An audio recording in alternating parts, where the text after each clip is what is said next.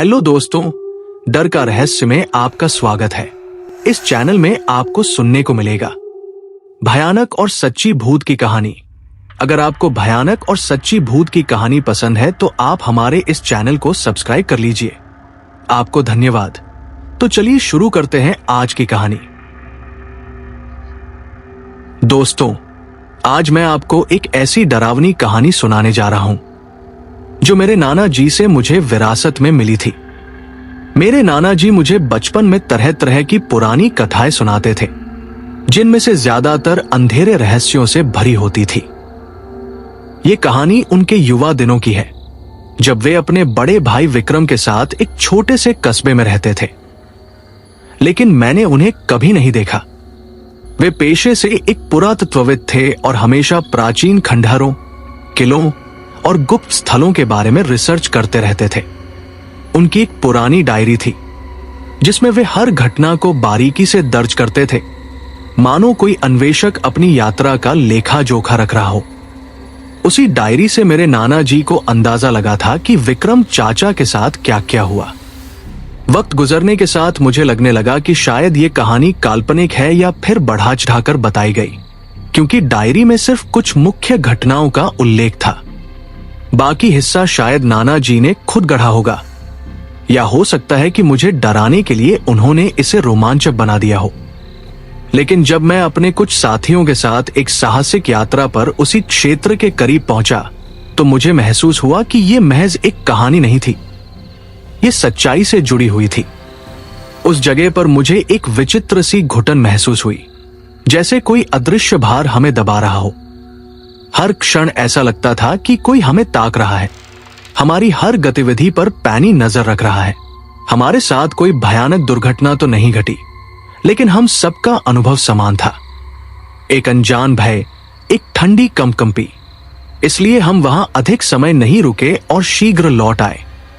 अब वह इलाका पूरी तरह परिवर्तित हो चुका है। कोई बस्ती नहीं, कोई मकान नहीं, बस एक सघन वन फैला हुआ है, जहां पेड़ों की छाया पुरानी स्मृतियों को छिपाए हुए है। पिछले 40 से 50 वर्षों में सब कुछ मिट गया, निवासी चले गए, जगह उजाड़ हो गई। लेकिन जब मैं वहां था तो मुझे विश्वास हो गया कि कुछ कहानियां महज काल्पनिक नहीं होती, उनमें सत्य का एक अंश अवश्य छिपा होता है। तो आइए मैं आपको वो कहानी उनके ही लहजे में सुनाता हूं, जैसे उन्होंने मुझे सुनाई थी। कहते हैं कि शहर की हवा में मुक्ति होती है, लेकिन ग्रामीण क्षेत्रों की मिट्टी में प्राचीन स्मृतियां समाई होती हैं, और कभी कभी वे स्मृतियां इतनी गहन होती हैं कि जीवित व्यक्तियों को भी अपनी चपेट में ले लेती है। मेरा नाम विक्रम है और मैं एक पुरातत्वविद हूं। प्राचीन दुर्गों और खोई हुई सभ्यताओं में मेरी गहन रुचि है। इसी जुनून के चलते जब मेरे कॉलेज के साथी राजेश ने मुझे अपने पैतृक गांव राजस्थान के थार रेगिस्तान के करीब बसे एक प्राचीन महल को देखने का निमंत्रण दिया, तो मैं मना नहीं कर सका। जाने से पूर्व की बात है, राजेश हमेशा अपने गांव के बारे में विचित्र बातें किया करता था। कहता था, विक्रम, हमारे गांव में कुछ अनोखे नियम प्रचलित हैं, न तो सरकारी न सामाजिक, बल्कि सदियों पुराने। वो सदैव चिंताग्रस्त रहता था, जैसे कोई गुप्त बोझ ढो रहा हो। मैं उसकी इन बातों का उपहास किया करता था। कहता, ये सब तुम्हारी कल्पना है। हालांकि राजेश को स्वयं अपने गांव के बारे में अधिक ज्ञान नहीं था। वो बचपन से शहर में पला बढ़ा था। गांव गया भी होगा तो शायद बचपन में ही, बड़े होने के बाद शायद एक दो बार ही वहां गया होगा। लेकिन उसकी कथाएं सुनकर मुझे जिज्ञासा हुई और मैंने सोचा कि यह मेरे शोध के लिए उत्तम अवसर है। राजेश का गांव था रेगिस्तानपुर, थार के रेतीले टीलों में बसा एक छोटा सा क्षेत्र, जहां गर्म हवाएं वर्ष भर बहती रहती हैं और रेत के टीले चारों ओर फैले हुए हैं। मैं दिल्ली से बस लेकर रवाना हुआ। मार्ग घुमावदार था, रेगिस्तान से होकर गुजरता हुआ, जहां रेत की लहरें हर वस्तु को रहस्यपूर्ण बना देती थी। सांझ ढलते ढलते मैं गांव पहुंचा। राजेश मुझे लेने आया था। उसका मुखमंडल थका हुआ लग रहा था, लेकिन मुस्कान से अभिवादन किया। आओ विक्रम, लेकिन स्मरण रखना यहां की रातें लंबी होती हैं, उसने कहा। मैंने हंसकर अनसुना कर दिया। लेकिन उस दिन जब हम जैसलमेर के पास उसके गांव पहुंचे तो मुझे एहसास हुआ कि वो मजाक नहीं कर रहा था। गांव में प्रवेश करने से पहले हमें एक टीले के पास से गुजरना पड़ा। वहां एक जगह टीले के शिखर पर सूखे झाड़ जंखाड़ के बीच किसी प्राचीन मंदिर जैसी संरचना थी। राजेश ने वहीं नीचे कहीं कार रोक दी और कार से उतरते हुए गंभीर स्वर में मुझसे कहा, विक्रम, नीचे उतर और ऊपर टीले को नमस्कार कर। मैंने कार के अंदर से ही बाहर ऊपर की ओर देखते हुए पूछा, ये क्या है?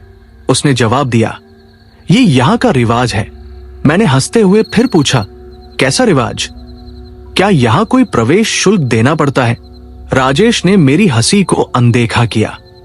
उसने आंखें बंद की। उसके चेहरे पर चिंता की रेखाएं साफ दिख रही थी। वो अपने आप में कुछ बुदबुदाया और वहीं की कुछ रेत उठाकर अपने माथे पर लगा ली। ये सब करने के बाद उसने मेरी ओर देखा। राजेश ने एक बार फिर धीमी आवाज में कहा, नमस्कार कर ले, कह दे कि तू मेहमान है, कोई हानि पहुंचाने नहीं आया है। मुझे उसकी ये सब बातें नाटक लग रही थी। लग रहा था जैसे मुझे डराने के लिए वो जानबूझकर ये सब कर रहा है। लेकिन उसका चेहरा इतना गंभीर था कि मैंने भी मन ही मन में क्षमा मांगी और जो उसने किया वैसा ही करके वापस कार में बैठ गया। उसका वह गांव किसी समय की कैद जैसा लग रहा था। उस जगह से थोड़ा आगे जाते ही मुझे ऐसा लगा जैसे हम किसी अलग ही दुनिया में आ गए हों। कच्ची ईंटों के घर, वहां चारों ओर सूखे कंटीले झाड़ और रेतीले टीले थे और उस जगह में एक अजीब सी सन्नाटा पसरा हुआ था। दोपहर का समय था और गांव में कोई हलचल नहीं थी। बूढ़े बुजुर्ग लोग अपने घरों के सामने बैठे तो थे, लेकिन कोई भी जोर से बोल नहीं रहा था। सब आपस में फुसफुसा रहे थे। आसपास के सूखे झाड़ों और लोगों को देखते हुए हम दोनों गांव की पगडंडी से गुजरकर राजेश के घर पहुंचे। राजेश का घर बहुत विशाल और आकर्षक था। उसके परिवार ने, उसकी मां और पिता ने मेरा बहुत गर्मजोशी से स्वागत किया। सब कुछ सामान्य लग रहा था, लेकिन उनकी आंखों में मुझे एक डर नजर आ रहा था, जैसे वे हर पल किसी अनहोनी की प्रतीक्षा कर रहे हों। शाम को चाय पीते वक्त मैंने राजेश से कहा, यार, तू जिस महल की बात कर रहा था वो कहां है? चल उसे भी देख लेते हैं। और मेरी ये बात सुनकर राजेश की मां के हाथ से चाय का कप खनखना कर गिर गया। राजेश के पिता ने किताब नीचे रखते हुए सख्ती से कहा, राजेश, इसे गांव घुमा ला, लेकिन उस तरफ मत जाना। मैं हैरान था। मैंने उनकी ओर बिना देखे पूछा, किस तरफ? अंकल। राजेश ने मेरा हाथ पकड़कर मुझे बाहर खींच लिया। चल, बाद में बताता हूं। और फिर हम दोनों घर से बाहर निकल पड़े। हम गांव की पगडंडी पर चल रहे थे। सूरज डूब रहा था और रेगिस्तान की लाल रेत पर लंबी परछाइयां पड़ रही थी। चलते चलते हम गांव के छोर पर आ गए।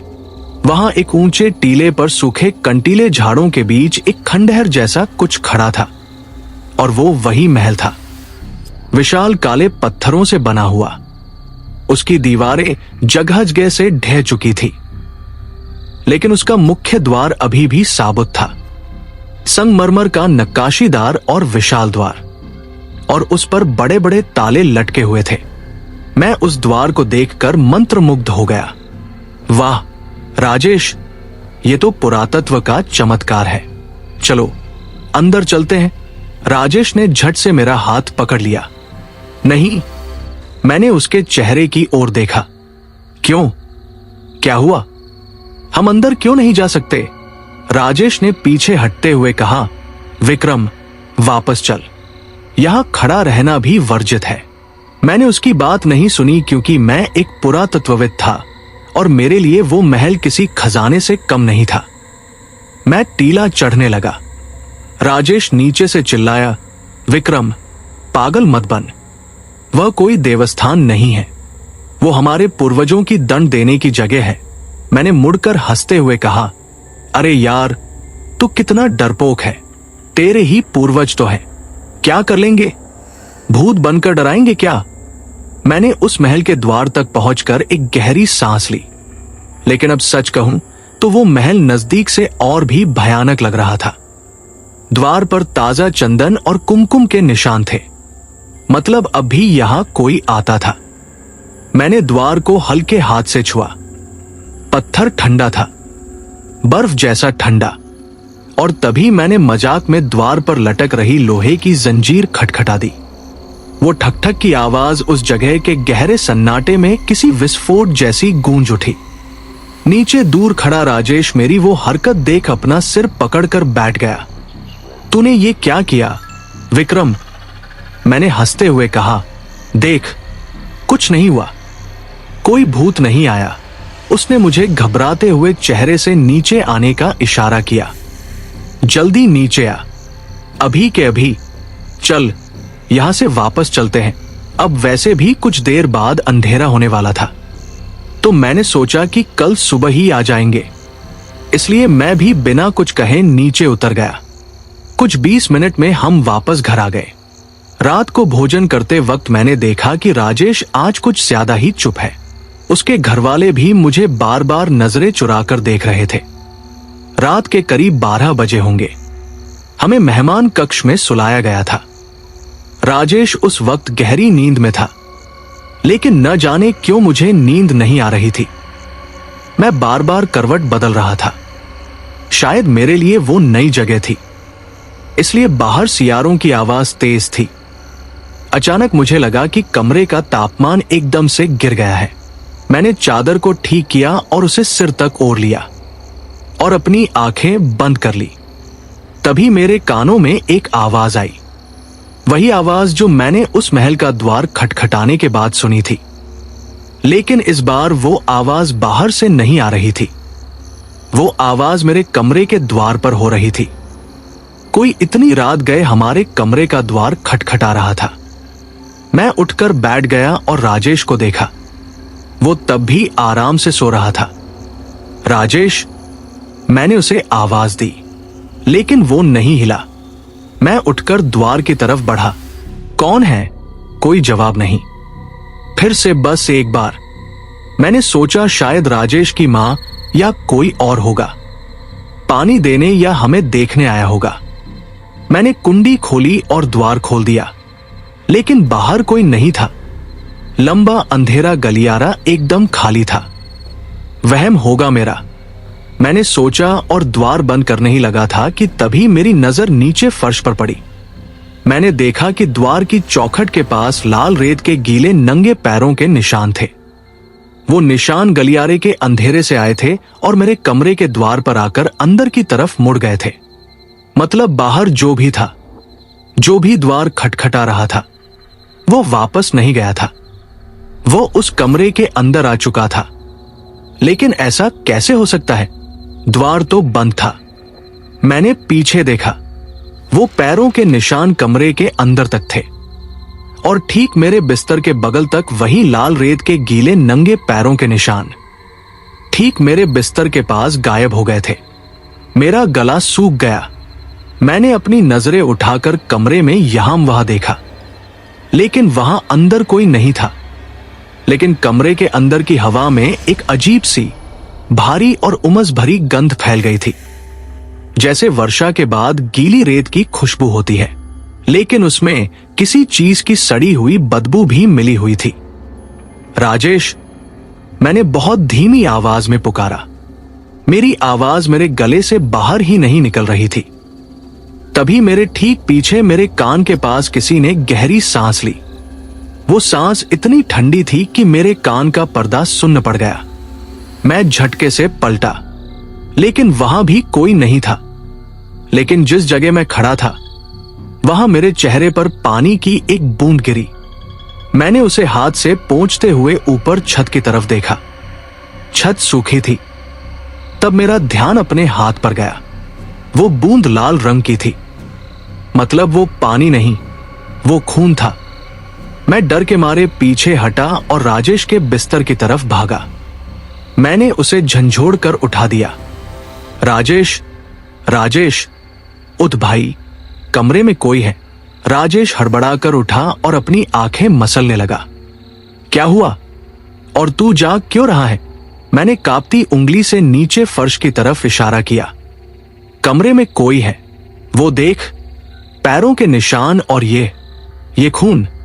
राजेश ने मेरी उंगली की दिशा में देखा। उसकी आंखें भी फटी की फटी रह गई। फर्श पर वो लाल रेत के निशान अभी भी ताजा थे। और तब राजेश का चेहरा, जो नींद से भरा था, वो एक पल में सफेद पड़ गया। उसने मेरी तरफ देखा और उसकी आंखों में मुझे वो खौफ दिखा जो मैंने आज तक किसी की आंखों में नहीं देखा था। तूने द्वार खोला ना? हाँ, द्वार पर दस्तक हुई थी। मुझे लगा आंटी होगी। राजेश ने अपना माथा पीट लिया। विक्रम, तूने उसे आमंत्रण दे दिया है। मैंने कहा था ना तुझे, यहां कुछ नियम चलते हैं। मैं उसकी बात समझ नहीं पाया। पता नहीं वो क्या कह रहा था। तब आधी रात हो चुकी थी और अब हमारी नींद उड़ चुकी थी। कुछ देर बैठे रहने के बाद राजेश ने अपने पिता को जगाया और उन्हें मेरे साथ हुए उस विचित्र अनुभव के बारे में बताया। लेकिन उस बात से घर में एक अजीब सा तनाव आ गया था। राजेश की मां ने उन निशानों को देखा और वो वही रोने लगी। उन्होंने तुरंत पूजा घर से विभूति लाकर पूरे कमरे में छिड़का और द्वार पर कोई पवित्र धागा बांध दिया। पूरे घर का माहौल किसी शोक सभा जैसा हो गया था। राजेश के पिता मुझे घर के बाहर आंगन में ले गए। पहले तो उन्होंने मुझे क्रोध से देखा और फिर एक गहरी सांस लेकर शांत होते हुए कहा, बेटा, आज तक इस गांव में किसी ने भी उस महल का द्वार खटखटाने की हिम्मत नहीं की। तुम्हें पता है उस जगह को गांव वाले महल क्यों नहीं कहते? मैं उस वक्त डरा हुआ था और चुप था। राजेश के पिता ने वहां से दूर जाती उस राह को देखते हुए अपनी नजरें ऊपर टीले तक ले जाते हुए कहा, यहाँ के लोग उसे कब्रिस्तान कहते हैं। वो कोई रहने की जगह नहीं और ना ही कभी थी। आज से 30 से 40 साल पहले हमारे पूर्वज वहां न्याय किया करते थे और जो भी अपराधी होता था या जिससे भी कोई गलती होती थी, उसे उस महल में ले जाया जाता था और जिसे भी वहां भेजा जाता वो कभी भी जिंदा वापस नहीं आता था।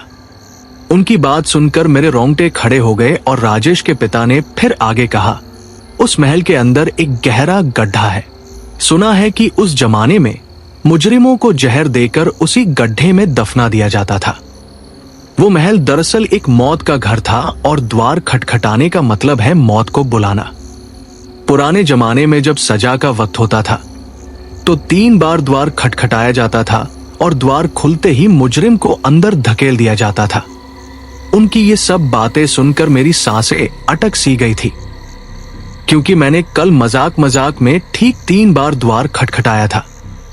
मैंने अपने चेहरे का पसीना पोंछते हुए कहा, अंकल, तो अब क्या करूं मैं? मुझसे जाने अनजाने में बहुत बड़ी गलती हो गई है। राजेश के पिता ने गंभीर होकर कहा, तुम्हें तुरंत गांव छोड़ना होगा। जितनी जल्दी हो सके इस गांव की सीमा से बाहर निकल जाओ। अगर तुम यहां रहे तो वो मौत का दूत तुम्हें अपने साथ ले जाएगा। और फिर मैंने एक पल की भी देरी नहीं की। राजेश ने अपनी कार निकाली। मैंने जल्दी जल्दी में अपना सामान भरा और अपना बैग उठाया। मेरे हाथ अभी भी कांप रहे थे। हम बीच रात को उस घर से निकले। ऊपर पूरा चंद्रमा नजर आ रहा था और हर तरफ सफेद धुंधली सी रोशनी फैली हुई थी। लेकिन फिर भी चंद्रमा की वो रोशनी नीचे जमीन तक पहुंच नहीं पा रही थी। रेत के टीलों ने जैसे उसे ऊपर ही रोक रखा था। मुझे अब जाकर थोड़ा सुरक्षित लगने लगा था। मुझे ऐसा लगा कि मैं कुछ ही देर में यहां से निकल जाऊंगा। मैंने अपने पास की डायरी निकाली और उसमें कुछ लिखने लगा। राजेश तब कार चला रहा था और मैं उसके बगल में बैठा था। हम वहां एक सूखी नदी वाले पुल की तरफ बढ़ रहे थे। वही पुल जहां पास हमने कार से नीचे उतरकर ऊपर टीले को नमस्कार किया था। मैंने डायरी में कुछ लिखते हुए राजेश से कहा, राजेश, कार तेज चला, बस यहां से निकाल ले मुझे। राजेश तब कुछ नहीं बोला। उसका पूरा ध्यान रास्ते पर था।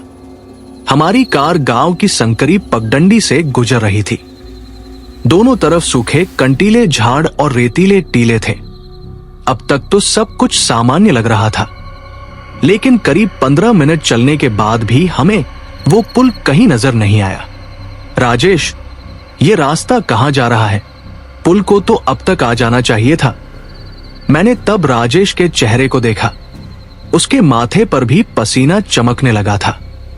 शायद वो भी इसी बात के बारे में सोच रहा था, और तब वो डर के मारे यहां वहां देखने लगा।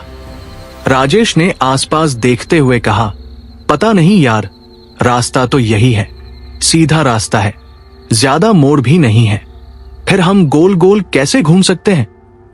फिर भी हम आगे चलते रहे। राजेश जितना हो सके कार को तेज भगा रहा था। 20 मिनट, 30 मिनट और फिर अचानक राजेश ने जोर से ब्रेक मारा। कार रेत उड़ाती हुई जगह पर ही रुक गई। जब रेत हट गई तब हमने ध्यान से देखा। सामने रास्ता बंद था, लेकिन रास्ता खत्म नहीं हुआ था। हमारे सामने वही टीले की ढलान थी और उस टीले के ऊपर वही काला खौफनाक महल जिसे गांव के लोग कब्रिस्तान कहते थे। वो किसी दानव जैसे खड़ा था। मतलब अभी हम गांव से बाहर नहीं गए थे। हम घूम फिर कर वापस उसी कब्रिस्तान के सामने आ खड़े हुए थे। नहीं, ये नामुमकिन है। हमने यू टर्न नहीं लिया था। राजेश के चेहरे से तब पसीना टपकने लगा था। वो हमें जाने नहीं दे रहा। विक्रम, वो तुम्हें जाने नहीं दे रहा। तभी कार की छत पर एक जोरदार आवाज हुई, जैसे कोई भारी चीज ऊपर कूद पड़ी हो। कार के सस्पेंशन दब गए। लगा जैसे कार रेत में धंस गई हो। हम दोनों एक साथ चीख पड़े। राजेश डर के मारे मुझ पर चिल्लाने लगा, लॉक कर द्वार, लॉक कर जल्दी। लेकिन इससे पहले कि राजेश कुछ करता, मेरी तरफ का लॉक अपने आप ऊपर उठ गया और मेरी खिड़की के कांच पर बाहर से जोर से लाल रेत का एक हाथ छपा। उस हाथ की छाप के साथ कांच पर धीरे धीरे दरारें पड़ती चली गई और बाहर से महल की तरफ से एक आवाज आई। वो आवाज हवा में गूंज रही थी, जैसे सैकड़ों लोग एक साथ विलाप कर रहे हों। राजेश ने रिवर्स गियर डाला और कार को पीछे भगाने की कोशिश की, लेकिन उसी पल कार का इंजन बंद हो गया। मैंने हड़बड़ाकर उसे कहा, स्टार्ट कर राजेश, कुछ भी कर, कार स्टार्ट कर भाई। राजेश चाबी घुमा रहा था, बार बार उसे चालू करने की कोशिश कर रहा था, लेकिन इंजन बस घर घर की आवाज किए जा रहा था और एक बार भी कार स्टार्ट नहीं हुई। ईंधन का निशान लाल तक पहुंच चुका था और तभी मेरी नजर सामने महल के मुख्य द्वार पर पड़ी। वो विशाल नक्काशीदार पत्थर का द्वार जिस पर कल बड़े बड़े ताले लटके थे, वो अब धीरे धीरे खुल रहा था और मैं बस किसी पुतले की तरह उसे देखे जा रहा था। लगा जैसे अंदर से गहरा काला अंधेरा बाहर झांक रहा हो और उस अंधेरे में से एक आदमी जैसी कोई परछाई बाहर निकली हो। उसका सिर्फ आकार दिखाई दे रहा था। वो बहुत लंबा था। फिर धीरे धीरे वो चंद्रमा की रोशनी में आकर खड़ा हो गया। उसके कमर के नीचे सिर्फ एक लंगोटी थी और उसका पूरा शरीर लाल रंग से पुता हुआ था। तब मेरा ध्यान उसके हाथ की ओर गया। उसके हाथ में एक पुरानी जंग लगी हुई कुल्हाड़ी थी और सबसे भयानक बात यह थी, जब वो अंधेरे से निकलकर और आगे आया तब मैंने देखा कि उसकी आंखें नहीं थी।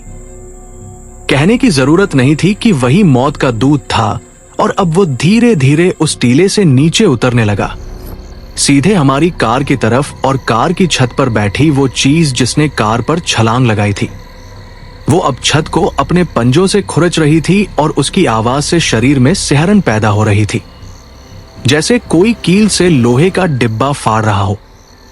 राजेश ने कार चालू करने की काफी कोशिश की, लेकिन अब वो भी रोने लगा था। उसके हाथ पांव थरथराने लगे थे। वो बार बार स्टीयरिंग पर अपना हाथ पटक रहा था। विक्रम, विक्रम, वो आ गए विक्रम, वो तुझे लेने आ गए विक्रम। मैंने राजेश का हाथ पकड़ा और उसे कार चालू करने से रोका। भाग राजेश, कार छोड़ो और भाग यहां से। हम दोनों ने एक साथ द्वार खोले और बाहर एक सूखे झाड़ वाले क्षेत्र में कूद गए। हम पागलों की तरह भाग रहे थे। झाड़ के कांटे हमारे चेहरे और हाथ को काटे जा रहे थे और उस भागदौड़ में हमारे कपड़े तक फटने लगे।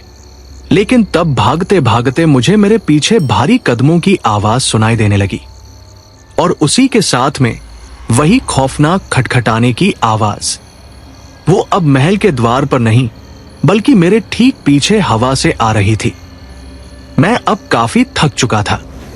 क्षेत्र के बीच भागने के लिए बहुत ताकत लगानी पड़ रही थी। उबड़ खाबड़ रेत में पैर बार बार धंस रहे थे। मैं किसी तरह भागते हुए थोड़ा आगे जाकर एक जगह हांफते हुए रुका। सामने एक पुरानी कुटिया जैसा कुछ था। मैंने सोचा कि वहीं पर छिप जाता हूं। मैं दौड़कर उस कुटिया के अंदर चला गया और द्वार बंद कर लिया। जब द्वार बंद हुआ तब मुझे एहसास हुआ कि अंदर की टूटी छत से चंद्रमा की रोशनी अंदर आ रही थी। सिर्फ कोनों में अंधेरा था, जैसे अंधेरा खुद डरकर कोनों में छुपा बैठा हो। मैं भी वहीं एक अंधेरे कोने में दुबक कर बैठ गया। मेरी सांसें बहुत तेज चल रही थी, लेकिन मैं अपने आप को शांत रखने की पूरी कोशिश कर रहा था। और फिर आसपास की सब आवाजें भी शांत हो गई या फिर कम हो गई थी। लगा जैसे मैं बच गया हूं। मैंने अपना पसीना पोंछा और एक बार फिर से अपने आप को शांत किया और खुद को समझाया कि अब डरने की कोई जरूरत नहीं है। तभी कुटिया के दूसरे कोने से एक आवाज आई, अपराधी कभी नहीं जीतते, उन्हें अपनी भूल की सजा अवश्य मिलती है। मैं आसपास कुछ देख नहीं पा रहा था, लेकिन मुझे महसूस हुआ कि कुटिया के कोने में मेरा दोस्त राजेश खड़ा है। ये उसी की आवाज थी। मैं कुटिया के अंधेरे कोने से थोड़ा बाहर निकला। वहां से बाहर आते ही लगा जैसे चंद्रमा की रोशनी और तेज हो गई हो। अचानक सब कुछ साफ दिखाई देने लगा था, जैसे सब तरफ दिन का उजाला हो गया हो। उसी पल राजेश भी उस रोशनी में आकर खड़ा हो गया। राजेश, तू यहां?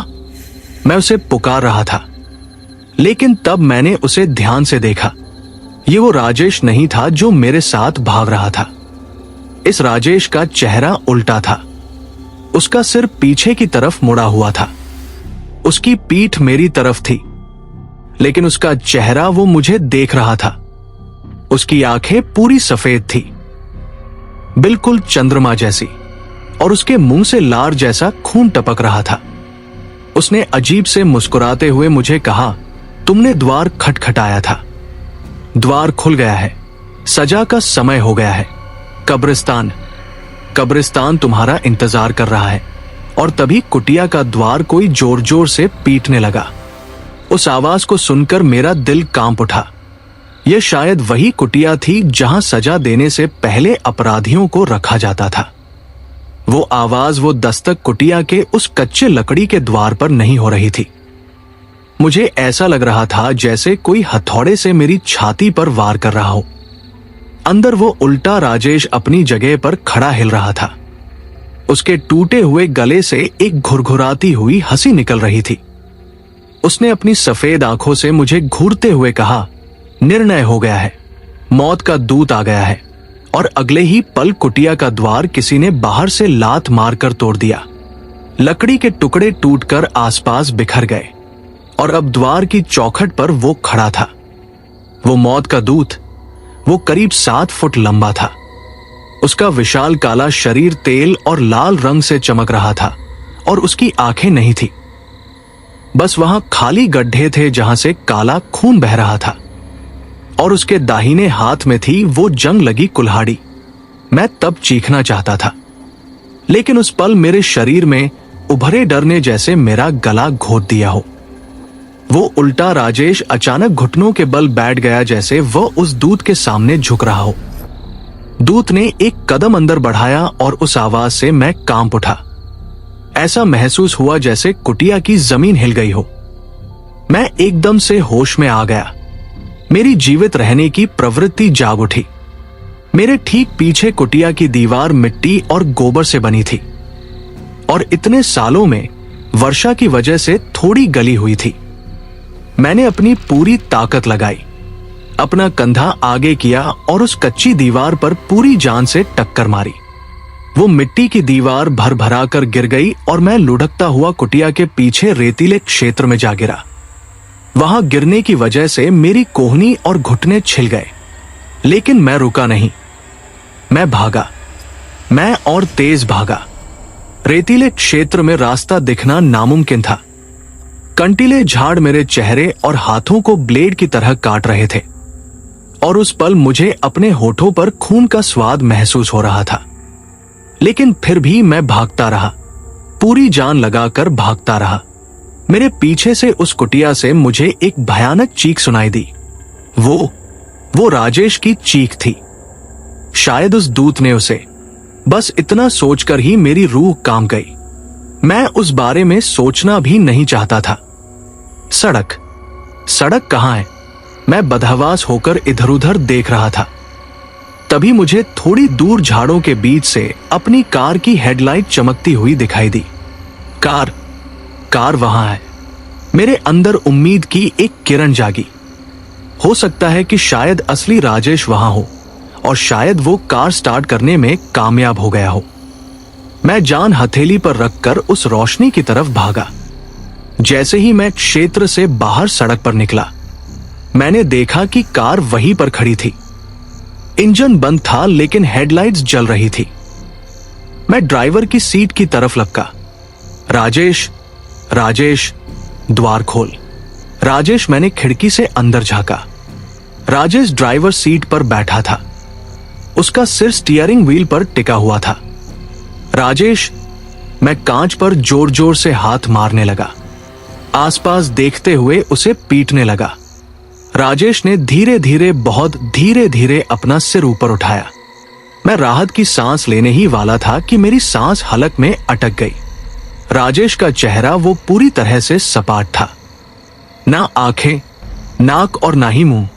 उसका चेहरा ऐसा था जैसे उसके चेहरे की खाल को किसी ने बेरहमी से सिल दिया हो या किसी ने उसका चेहरा ही मिटा दिया हो। और उसके हाथों में स्टीयरिंग व्हील नहीं था। उसके हाथों में उसका अपना ही कटा हुआ सिर था, वो सिर जो उसकी गोद में रखा था। उसने एकदम से अपनी आंखें खोली और चिल्लाकर मुझे कहा, भाग विक्रम, भाग। मैं झटके से पीछे हटा और लड़खड़ा कर कच्ची सड़क पर जा गिरा। ये राजेश नहीं था। ये कार नहीं थी। ये सब उस कब्रिस्तान का छलावा था। तभी कार की हेडलाइट अचानक बुझ गई। एकदम से सब तरफ घना अंधेरा छा गया। चंद्रमा की रोशनी भी कम हो गई थी और उस अंधेरे में मेरे चारों तरफ से चेन बजने जैसी आवाज आने लगी। लेकिन ये चेन नाच की नहीं थी। ये उन लोहे की जंजीरों की आवाज थी जो अपराधियों के पैरों में बांधी जाती थी। मेरे आसपास का नजारा बदल चुका था। अब मैं रेतीले क्षेत्र में नहीं था। वहां की सड़क गायब हो चुकी थी। कार भी कहीं दिखाई नहीं दी। तब मुझे महसूस हुआ मैं उस महल यानी उस कब्रिस्तान के बीचों बीच खड़ा था। मेरे चारों तरफ ऊंची ऊंची पत्थर की काली दीवारें थी और मेरे सामने वो भयानक गड्ढा था। वही गड्ढा जिसके बारे में राजेश के पिता ने मुझे बताया था, जहां अपराधियों को दफनाया जाता था। और उस पल गड्ढे के अंदर से एक अजीब सी हरी रोशनी निकल रही थी और उस रोशनी में सैकड़ों साए दीवार पर नाच रहे थे। नहीं, मैं अंदर कैसे आ गया? मैं तो बाहर था। वो सब देख मैं रोने लगा। मेरा शरीर भी थकान से ठंडा पड़ चुका था। तभी मेरे पीछे महल का विशाल मुख्य द्वार, जो मेरे आने के बाद बंद हो चुका था, उस पर किसी ने बाहर से जोर से खटखटाया। लेकिन इस बार दस्तक देने वाला कोई भूत नहीं था। बाहर से मेरी ही आवाज आ रही थी, देख, कुछ नहीं हुआ, कोई भूत नहीं आया। वो आवाज सुन मेरा दिमाग सुन्न हो गया। ये मेरी कल की आवाज थी या फिर समय का चक्र था? जब मैं कल बाहर खड़ा होकर द्वार खटखटा रहा था, तो शायद दरअसल मैं अपनी ही मौत को बुला रहा था, जो अंदर मेरा इंतजार कर रही थी। मैं अब अंदर था और मेरा अतीत वो बाहर था। जब मेरा ध्यान द्वार पर था, तब पता नहीं कहां से बिना आंखों वाला वो दूत मेरे पीछे आकर खड़ा हो गया और अब वो धीरे धीरे मेरी तरफ बढ़ रहा था। उसने अपने हाथ की कुल्हाड़ी को जमीन पर घसीटा। जमीन भी पत्थर की बनी थी और उनमें से चिंगारियां निकलने लगी। लेकिन मैं बस वो देख सकता था क्योंकि मेरे पैर जमीन से चिपक गए थे। मैं हिल नहीं पा रहा था। उस दूत ने अपना बायां हाथ ऊपर उठाया और मेरी तरफ उंगली से इशारा किया। एक भारी गूंजती हुई आवाज हवा में तैर गई जो बिना आंखों के बोले जा रही थी। 3 दस्तक और मौत। गड्ढे के अंदर से काले धुएं जैसे सैकड़ों हाथ निकले। उन्होंने मेरे पैरों को जकड़ लिया और वो सब मुझे गड्ढे की तरफ खींचने लगे। मैं चिल्ला रहा था, हाथ पैर मार रहा था, नाखूनों से जमीन खुरच रहा था, उनसे माफी तक मांग रहा था। लेकिन उनकी ताकत अब बहुत ज्यादा थी। मुझे घसीटते हुए गड्ढे की मुंडेर तक ले जाया गया। मैंने नीचे झांक कर देखा। नीचे रेत नहीं थी। नीचे सिर्फ हजारों दफनाए हुए शव थे और वे सब ऊपर मेरी तरफ देख रहे थे। और उन सबके बीच ताजा दफनाया हुआ राजेश का शव पड़ा था। राजेश के शव ने मुझे देखा और वह भी मुस्कुराया। आ जाओ, हम तुम्हारा इंतजार कर रहे हैं, आ जाओ। एक एक कर आवाजें बढ़ती चली गई। दूत ने अपनी कुल्हाड़ी हवा में ऊपर उठाई। मेरी नजर भी ऊपर गई और मुझे आसमान में चंद्रमा दिखाई दिया। चंद्रमा को देखते हुए मुझे महसूस हुआ जैसे चंद्रमा की रोशनी बहुत तेज होती जा रही है। बहुत तेज, बहुत तेज, इतनी तेज कि मेरी आंखें उसे सहन नहीं कर पा रही थी। और फिर मैंने अपनी दोनों आंखें बंद कर ली। उसके दूसरे दिन अखबार में खबर थी। एक दिन पहले दिल्ली से आए 2 पर्यटक विक्रम और राजेश कल रात से लापता हो गए थे। उनकी कार आज सुबह गांव के बाहर सूखी नदी के पास लावारिस मिली। काफी तलाश के बाद गांव के पुराने खंडहर जैसी जगह के पास उनकी कुछ चीजें भी मिली। लेकिन अजीब बात यह है कि महल का वो मुख्य द्वार जो पिछले 30 सालों से जंग लगकर जाम हो चुका था और जिसे खोलना नामुमकिन था, वो आज खुला हुआ मिला। पुलिस ने अंदर जाकर भी खोजबीन की लेकिन उन्हें अंदर कोई नहीं मिला। सब कुछ सामान्य था। गांव वाले कहते हैं कि अब अमावस्या की रात को महल के अंदर से 2 नई चीखें सुनाई देती हैं और कभी कभी किसी राहगीर को बंद द्वार पर अंदर से दस्तक सुनाई देती है। तो दोस्तों, आज की कहानी यहीं तक थी। अगर आपको ऐसी ही भयानक और सच्ची भूत की कहानी पसंद है तो आप हमारे इस चैनल को लाइक और सब्सक्राइब कर लीजिए। फिर मिलते हैं इस चैनल डर का रहस्य की अगली कहानी में। तब तक अपनी और अपनी फैमिली का ख्याल रखें। इस कहानी को सुनने के लिए आपको धन्यवाद।